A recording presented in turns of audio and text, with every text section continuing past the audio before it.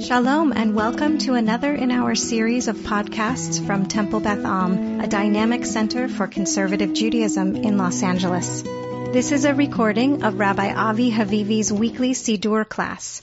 This Tuesday morning Siddur class started, I don't know, only Terry knows when. I think it's more than a decade ago and less than 15 years ago. I don't really know. We've been through the Siddur, the morning Siddur. Terry's at about right, between 10 and 15. I don't think it's between 15 and 20. I don't know. And so we have been through the morning Siddur start to finish 3 times.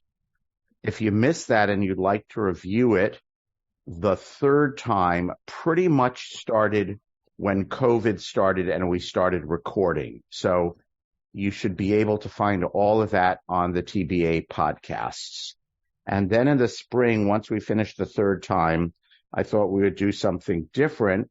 So we're doing a class on Jewish theology, and we're contemplating how, not Jewish theology, I'm going to say Jewish theologies, and we're contemplating how Jewish theologies filter into the Siddur in different ways. And we started that, if you want to go back, if you're just joining on, you want to go back, that starts the last Tuesday in April. And we have been contemplating different theologies of God as present in the Tanakh, in the Bible. That's what we're in the middle of. And we're going to do a few more weeks of that. And then we're going to go on to talk about views of God in rabbinic thought and in Kabbalah, in philosophy, and in modern Jewish theology. And I have no idea how many months all of that is going to take. So what we've done so far in this series is we've talked about different understandings of God in different texts in the Tanakh, in the Bible. We've talked about first the idea that God can take physical form if God chooses to. God is malach, can take physical form and appear to humans. Humanoid form, that's what I should say, not physical, humanoid. A view that God dwells in the Mishkan in the form of a kavod. A view that God is very, very far away up in the heavens, and that all we have here is God's words or God's name, somehow, some sort of more abstract representation or echo of God. But God is not on earth or in the tabernacle or the temple, but is very, very distant. That's the view commonly associated with the book of Dvarim, Deuteronomy, which we're reading now in our Torah cycle. And then we had two different looks of God in nature. One was God in the aggressive, powerful forces of nature, and one was a view of God in the harmony and beauty of nature. And now we have 2 more things to go. We're going to start today. So what we're going to talk about today is God as actor in history, the view of God in the Bible as God as actor in history. And then we're going to talk about God in relationship, in emotional relationship with human beings. And that'll be our final Bible thread. And then I'm going to try to step back and do an overview of Bible threads, not an overview, but a comment on someone who listened to the podcast commented to me, I never thought of it this way before. I'm not used to studying the Bible historically. This challenges my faith. And we're going to look at some thinkers, contemporary Orthodox thinkers, who have tried to grapple honestly with the idea that there are different threads or strands of thought about God in the Bible, but how they understand that and take it seriously intellectually and still retain their faith in the Torah as a unitary document given by God at Sinai, meaning the idea that the Torah is divine is not necessarily in conflict with the idea that there are different strands of thinking in the Torah. It's commonly assumed that those two things are in conflict with each other. The idea that the Torah has different strands of thought in it necessarily implies written by different people at different times. And there are some thinkers who grapple with the idea of multiple strands and say, no, it does not necessarily imply written by different people at different times. So you can kind of square the idea of different strands of thinking in the Torah with traditional faith. That's going to be our final session on Bible, and then we'll go on to rabbinics. Okay? But as we have done during the course of our Siddur class, we interrupt every now and then to do something not in sequence. So I think next week we will look at some of the strands, or even they're not strands, shreds of thinking in the Bible that undergird some of the traditional high holiday theology that we have coming up of God as judge and our deeds inscribed in a book and God sitting on a throne and reading the book and making decisions about who shall live and who shall die and that sort of thing. So that view, which is mostly a rabbinic view, right, mostly post-biblical, has its roots in some passages in the Bible. And so we're going to look at some of those passages next week. So I guess that is a Bible strand also, but I didn't really intend that as one of the major strands. It's kind of a minor strand, but I thought heading into high holidays, it would be good to do that. So today we're going to look at God as actor in history. That's where we've been, where we are, and where we're going. Is there any question or comment about any of that? Okay. And to find past stuff on the TBA podcasts, unfortunately, I don't think the podcasts are necessarily divided by class. You just have to look up, Siddur, and I guess you'll get a list of all of them. But there isn't, as far as I know, there isn't a separate button for rabbi sermons or Siddur class or Rabbi Rembaum's class or anything like that. But maybe there is now. I don't know. I'll go take a look. So we're going to talk about God as actor in history.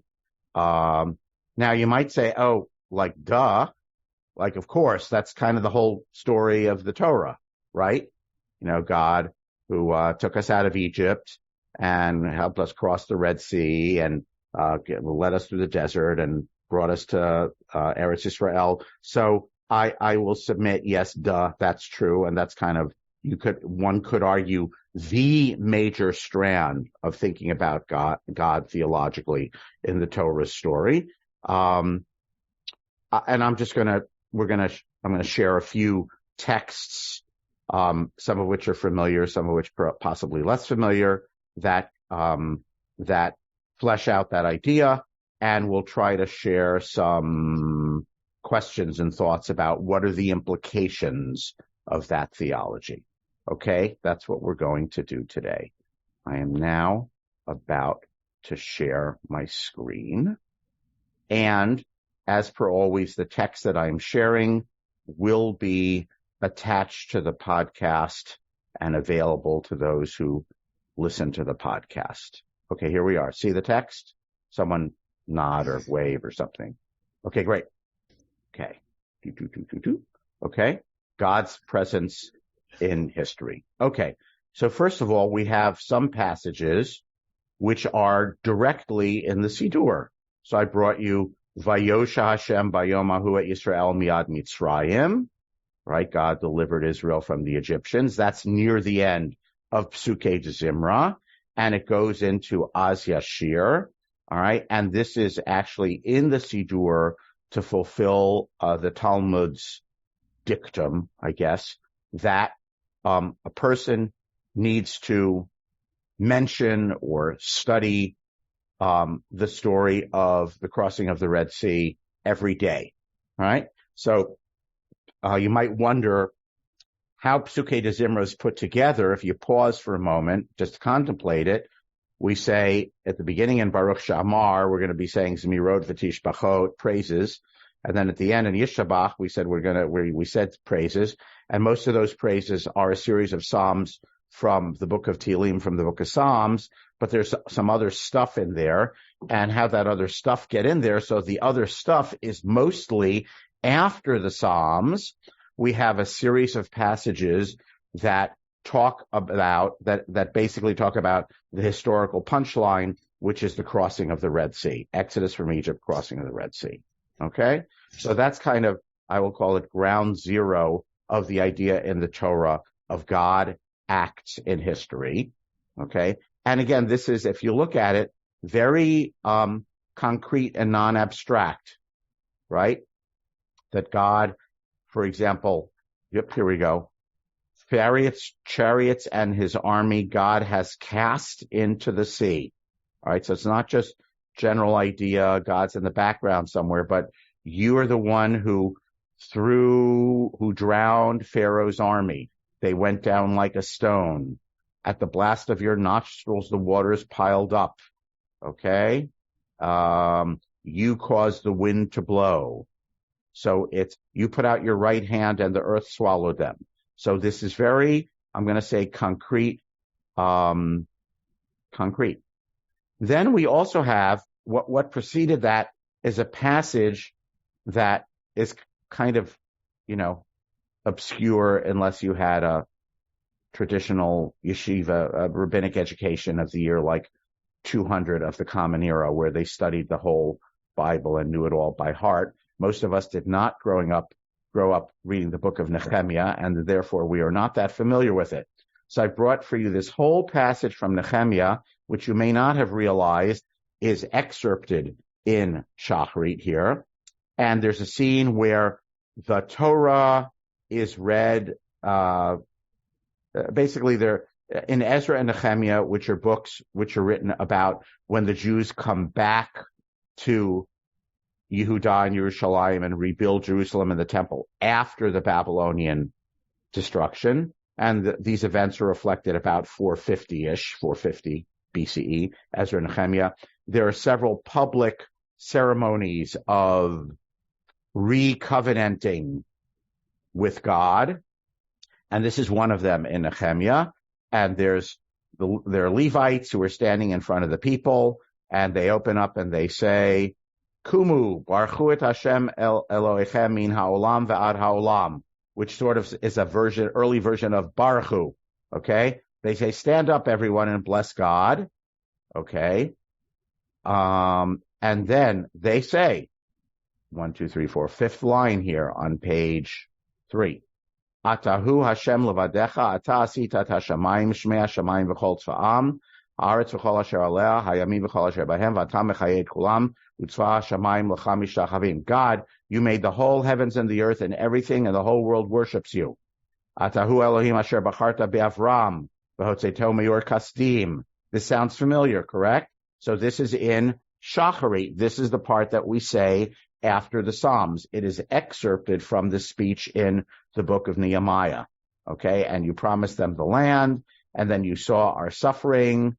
Okay, V'hayam bakata lifnehem, I'm at the top of page 4, I think. Yeah. V'hayam bakata lifnehem vayavru v'toch hayam vayabashavet rodfehem yishlach lavim solot kamo even b'mayim azim. That should sound familiar. I'm not going to say open the Siddur to page so-and-so. Right after that, in the Siddur, we then say, Vayosha Hashem bayom hahu et Yisrael miyad Mitzrayim. Then we go on to the passage from Exodus, right, that we looked at in the first selection, and the Song of the Sea. So what we actually have in that historical section in Psukei de Zimra, after the Psalms, is we have a part of this passage from Nehemiah, and then we go into the passage from Exodus, which speaks about it in detail. Everyone follow me? Does that make sense? That's what I just showed you. I don't know. Does someone have a Siddur in front of them? Just Michael, just say what page that's in the Salim Shalom, the Nehemiah part, and then Vayosha part, just so people at home can look at that if they want. Somewhere around 27, I would guess. All right, somewhere around 27, close enough for government work. Okay. Yeah. Okay. So the speech. 26 is Nehemiah. Say again, 26? 26 is Nehemiah. Great, 26 Nehemiah followed by 27. Okay, so what we have in our Siddur, what the authors of our Siddur have created, the group mind that created the traditional Siddur, has a chunk of beginning of the passage from Nehemiah, and then we jump to, in great detail, what happened at the sea, and the great detail is the passage from Exodus. Okay. Just for your information, the passage of Nehemiah continues, but it continues not in great detail. It continues by having a long list of other historical things that God has done. So this is where the passage in Nehemiah is cut, okay? I'm going to call it on page 4, the second paragraph in Hebrew. But I just want to show you what's there in Nehemiah that got cut. And you led them with a pillar of cloud by day and a pillar of fire by night. And you came down on Sinai and gave them laws. And you gave them the Sabbath. And you gave them food from heaven, the man, and water from the rock. But they would not listen to you. Okay, they rebelled. And they made a golden calf. You can read this at home if you feel like it. It's on the sheet. Okay? It's in, for those who don't want to download the sheet, it's Nehemiah chapter 9. Okay? And you forgave them. And you, top of page 5. And you wandered them around and fed them in the desert for 40 years. And they conquered other nations. And they came and they inherited the land. And they conquered many cities in the land. But still they rebelled against you, and so you gave them into the hands of their enemies. This is like the theology of the book of Judges, right? And then they did tshuva. And this cycle happened over and over again, and it concludes with a line, actually, which is in the high holiday liturgy, in the Slichot, the end of the box on page 6. Ve'ata tzadik al kol haba aleinu ki emet asita v'anachnu hirshanu. You are righteous for all the punishments we've received, because in fact, the reality is we have sinned. So what this passage is in Nehemiah, the book of Nehemiah, originally is a long litany of all the historical good things that God did for Bnei Israel in the Bible, Torah, and the beginning of the prophets. And each time we rebelled and God punished us and we sinned. And therefore, Nehemiah is saying all the bad stuff that has befallen us, including the destruction of the first temple, not just Nehemiah who's saying it, it's the Levites who are teaching it to the people, right, are saying all the bad stuff that has been befallen us, from the punishment of the golden calf all the way down to the destruction of the temple, is because we have sinned and therefore we were punished. Okay, so that's what the original passage is in Nehemiah. What our Siddur has done has snipped out a little bit of the beginning, just telling of, you are the God of the heavens, you selected Abraham, you promised Abraham the land, you took his children out of Egypt and led them to the sea, snip, and then what is sewn together with that is, Vayosha Hashem bayom hahu Yisrael miad Mitzrayim. The passage from Exodus of God saved Israel on that day from Egypt, and the Song of the Sea. Okay, because that is really the focus of that section of the Siddur. It's not about all of the other historical things, nor is it about all of our sins. Okay? I have to okay. So let's just pause for a moment and consider, where is this theology of God acting in history? Ground zero is the Exodus and the splitting of the sea. But then where does this theology get, I'm going to call it, repeated and amplified in Shacharit? So we have it, for example, in the Shema service. Where is it in the Shema service? I stopped talking to give you a chance to talk. Alan? In the third paragraph, with God redeeming us from Egypt. Right. So the third paragraph of the Shema is about God acts in history. Just to take you way back, Paragraph number 1 is God of nature. Paragraph number 2 is God is revelation of the Torah. Paragraph number 3, not the paragraphs of the Shema, but the blessings which surround the Shema. Blessing number 3 is Emet V'Yatziv. Some people call it Ezrat Avotenu, but it's basically God, you are faithful, you act in history. Now, it mentions the splitting of the Red Sea, but it then takes it a little bit further because it says God is, I don't have the Siddur in front of me, I'm sorry. Podeh Anavim, Ozer Dalim. God brings low the haughty and raises up the lowly. In other words, it says there is this story about God taking us out of Egypt, and this story is emblematic of God saves the downtrodden and smashes down the arrogant, okay, recurrently. As a God in general does this, actually quoting from other places in the Bible, okay, and therefore it is a reasonable expectation for us to say, Sur Yisrael, Kuma, Bezrat Yisrael, Rock of Israel, so new, get up and defend Israel. Ufdei Chin Umecha Yudav Yisrael, and redeem or save Judah and Israel, just as you have spoken.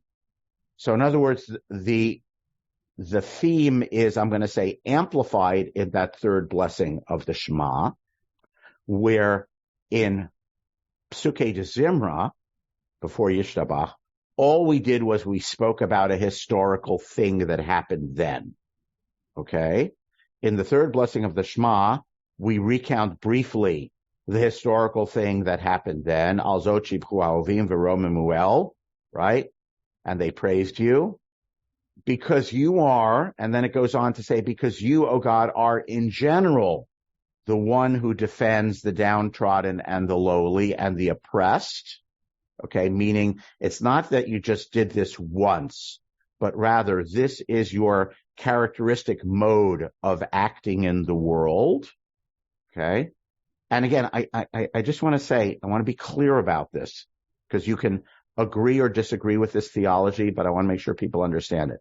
This is not like God gives courage to the faint-hearted to enable them to stand up. No, this is God actually intervenes on behalf of those who are oppressed and intervenes in history to defend them. It's very explicit and concrete. And therefore, that bracha, that third bracha of the Shema concludes, therefore, we hope and expect that you will do that for us in the future. New, when is it going to happen? By the way, that same idea is in the third part of Kedusha. On Shabbat, it's amplified a little bit more than it is on the weekday, right? On Shabbat, we say, Mimkomcha Malkeinu Tofia, Ki Mechakim Anachnu Lach. Hey, God up in heaven, when are you going to appear? Because we are waiting for you. Matai Timloch B'Tzion. When will you rule in Zion? Okay, so again, this strand of theology is made explicit. What happened in the past means that we hope for specific things to happen in the future. Where else is this theme in the Amidah? God is intervening in history. We talked about the Shema service. Now I'm talking about the Amidah. Where is it in the Amidah?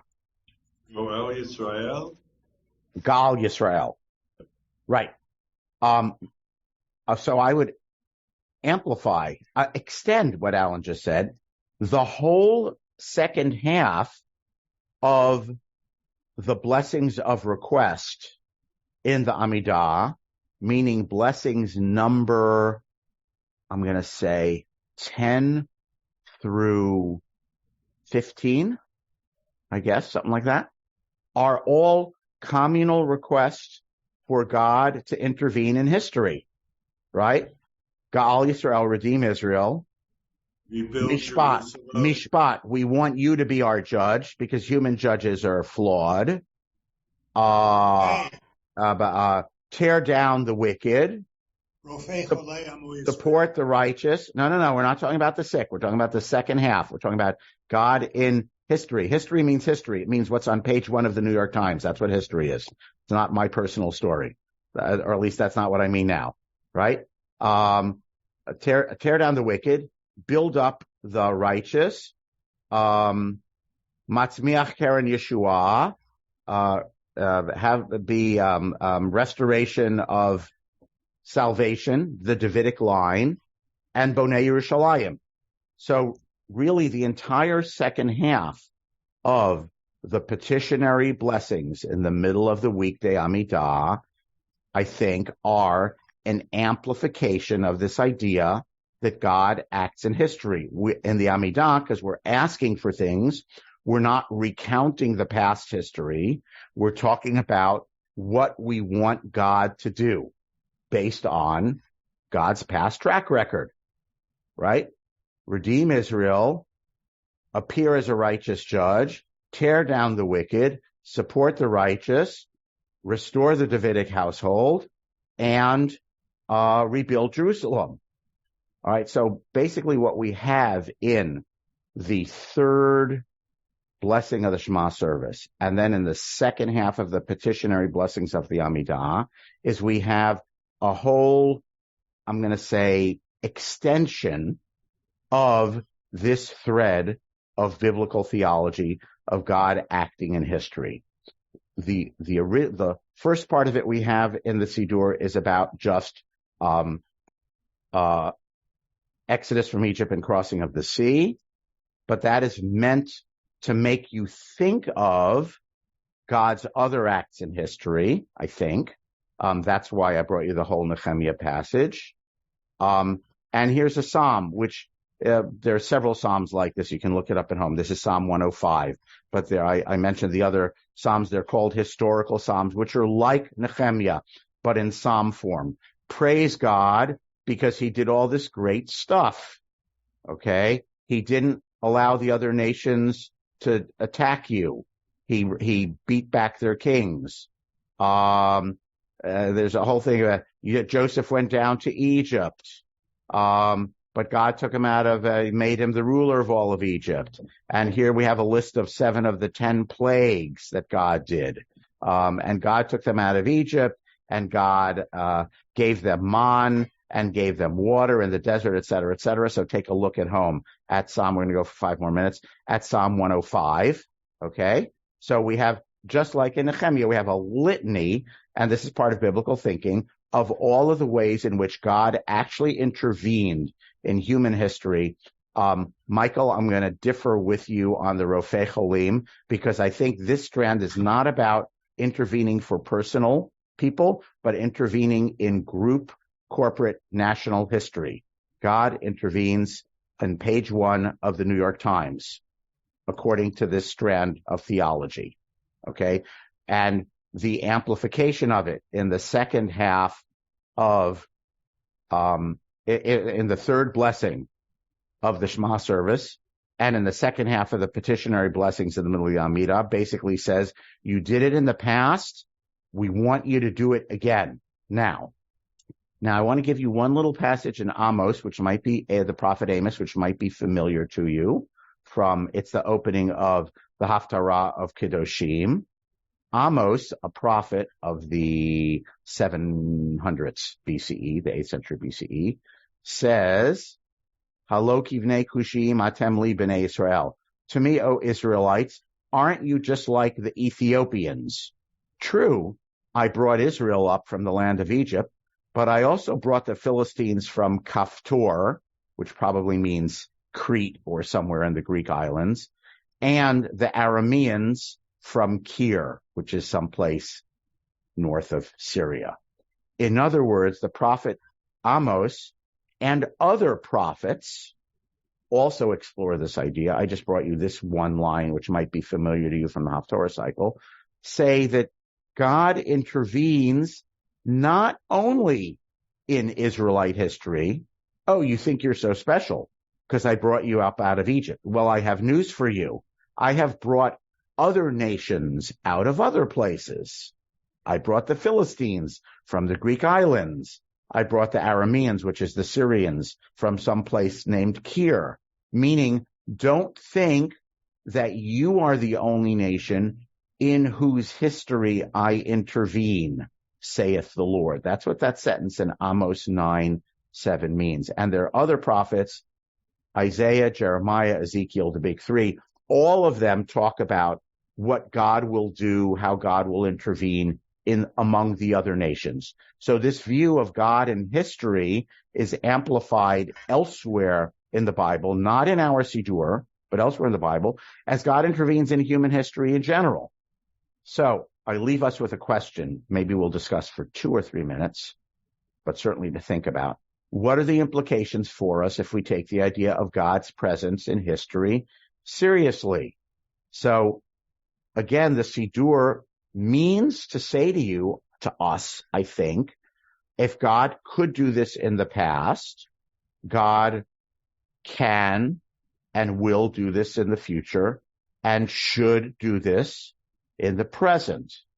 But if God does this in the present, that raises the question of how do we know what are God's interventions? If you believe this theology, if you accept the theology at face value, how do we know what are God's interventions and what are not God's interventions?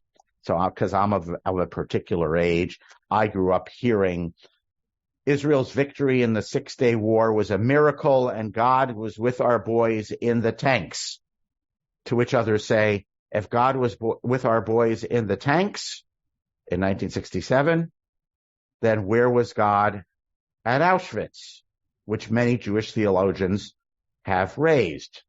So some people who fully espouse this theology 100% seek to find reasons for God acting in history. So there is a strand of Orthodox theology, right, that the Holocaust, just as the destruction of the first temple was a punishment for idolatry, right, and the destruction of the second temple, the hands of the Romans, was a punishment because of baseless hatred, sinat chinam, among Jews, meaning if God can save us, if God can cross us the Red Sea, he can also decide that his land will be destroyed and his temple will be burnt. It can go both ways. Sorry for saying he. I didn't mean to be gendered. God. Okay? So there are people who say, there are people of a particular theological strain who say, yes, the Shoah is a punishment because Eastern European Jews started becoming more secular. Okay? I didn't make that up. All right? And there are people who, when bad things happen to Jews as a group, will say this is a punishment from God. And when good things happen, this is because God chose to do this. Or I do know there are some thinkers who say, because they have a hard time saying that logical extension all the way, right? The Shoah is a punishment from God for something. And so they say it's sort of like an adult parent involved in a child's life.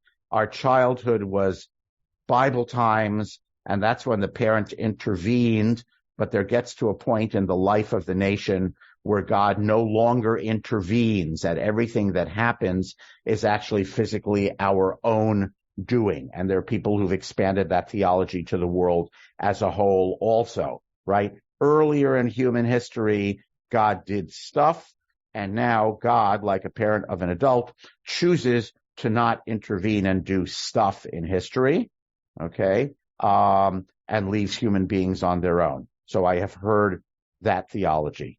And of course, I just want to take it further. There are some sharp thinkers who say it's all a load of malarkey and everyone always thinks God is on their side. I would like to cite the words of a well-known Jewish American bard, Robert Zimmerman, now known as Bob Dylan. I think it's his song, With God on Their Side, right? Every army goes marching into battle believing that God is on their side. The Crusader, the Jews killing the Canaanites, conquering Canaan, the Crusaders who passed through and killed the Jews on the way to the Holy Land, right? Everyone thinks that God is on their side. Everyone has God on their flag. This is a basic human impulse of the believing person to say, God is on my side. And of course, if everyone says God is on their side, then, and they're all contradicting each other, then it obviously can't all really be true. Although I want to take us back to a traditional view. A traditional Jewish view is, we know everyone says God is on their side, but they're all wrong and we're right because the Torah says so. Okay. It's kind of what people are saying in Israel today. The Palestinians have to get used to the fact that this is our land because God gave it to us. How do we know that? It says it in the Torah. Okay. Which is what it says in the passage that we say in the Siddur every morning. V'charot imo habrit latet et eretz hachiti v'agni, right? God made a covenant with Abraham to give the land to his offspring. Okay. We ran over. I'm going to pause and allow there to be, I'm going to unscreen share. And again, if you didn't quite get all the chapter and verse, it's going to be attached to the thing today, which will be posted later today, hopefully. Question, comment, thought. Diane, who's been waiting patiently.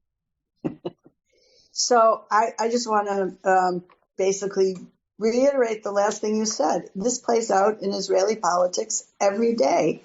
And I would say not even only the religious community believes that Israel's existence and the Six-Day War and the miracle of the Six-Day War was directly attributable to God, and that the maps from the Tanakh or the Torah are still valid today. And there's actually kind of no way to counter that. If someone believes that, there's no place to discuss, which is really, in my view, a big problem.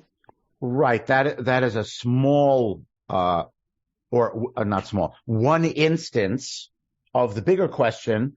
I just want to abstract that, which is if someone believes God is on their side, it's not easy to persuade them that that's not true. Okay. It's hard to have a logical argument with that, except you want to wave the Bob, the best I can do is wave the Bob Dylan song as the logical argument. And if you don't know the Bob Dylan song, that means you're not of a particular age, and you can go online and find it on, YouTube or Spotify or whatever, with God on their side. Phil Oakes, the late folk singer Phil Oakes, also had a song like that. I can never remember what it is. Marching, it involves marching, and something about God also. Okay, other thoughts, comments? There's something in the chat. What's in the chat? Oh, someone needs to leave. Never need to say that. Okay. Okay. Other thoughts? I'll let it hang. So here is a strand of biblical theology. And I just want to say, last thing is lots of us, that might mean all of us.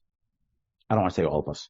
Many or most of us are very selective about, what in the tradition we believe or don't believe or like or don't like. So lots of people would say, all that's Psalm 104, God who has the animals going out at night and then they go to their dens and sleep during the day and humans come out and nature is in balance and there are all these ecosystems.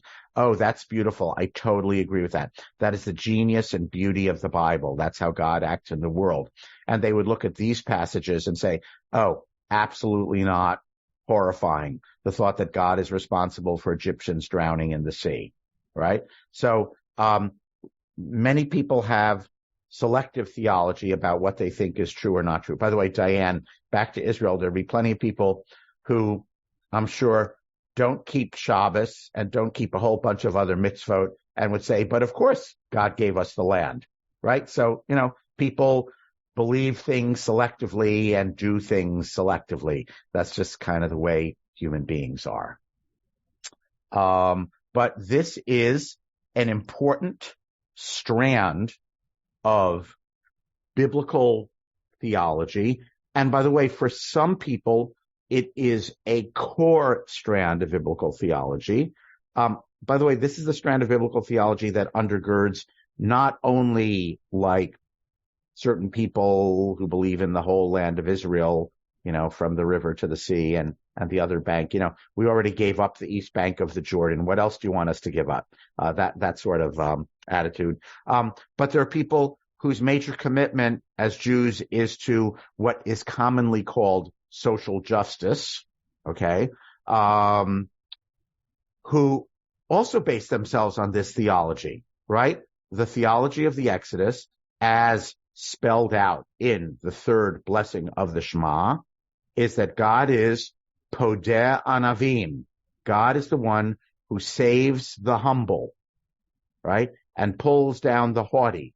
And so it is our job to be on God's side, to work to support the humble and pull down the haughty. And that is kind of the basis of their, I'm going to put it in air quotes, social justice commitment in the world or in America today. And they say this is the logical extension of that Jewish theology. Jews need to be involved in politics and the doings of public life and act on mandates that we interpret to be divine. And they're divine because they're basically based on this theology. God took the slaves out of Egypt. God redeemed the lowest of the low. By the way, it's also a strand that was espoused by Jesus in the Gospels, right? God cares for the ones who are deemed to be socially lowly, right? And it says it over and over again. Who does Jesus hang out with, right? The tax collectors and the prostitutes, the people who were considered the lowest in society, the society of his time. That's the way the Gospels tell the story. That's also an extension of God acts in history by espousing the case, by caring for those who are deemed low and expendable, right? So that's a different way of spinning that theology forward compared with the both banks of the Jordan River extension of that theology. Kind of like the widow, the orphan, and the stranger. Correct. But on a societal level, not just me taking care of that widow, but that our job as a group, as Jews, is to be on God's side in defending whoever are the equivalent of the widows, orphans, and strangers of our day. Right? And this would be, immigrants, the poor, less advantaged, ethnic groups, right? So there are those who would say, no, that is the extension of God taking the Israelites out of Egypt. That's the logical extension of it. So we come up with two different logical extensions, right? Both banks of the Jordan River and taking care of the disadvantaged in our society. And Bob Dylan's critique and a view that, that was then, but this is now. God acted in history back then when we were children, just like a parent intervening in the lives of their children. But at this point, we're more adult as human beings, and God leaves it up to us to be the ones to act in history. Okay, I'm going to ring off with that. Everyone have a good day. Be Torah. You have been listening to another in our series of podcasts from Temple Beth Am, a dynamic center for conservative Judaism in Los Angeles. If you enjoy these podcasts, we invite you to write a review on the Apple Podcast site or wherever you get your podcasts. For more information about Temple Beth Am Los Angeles, go to tbala.org.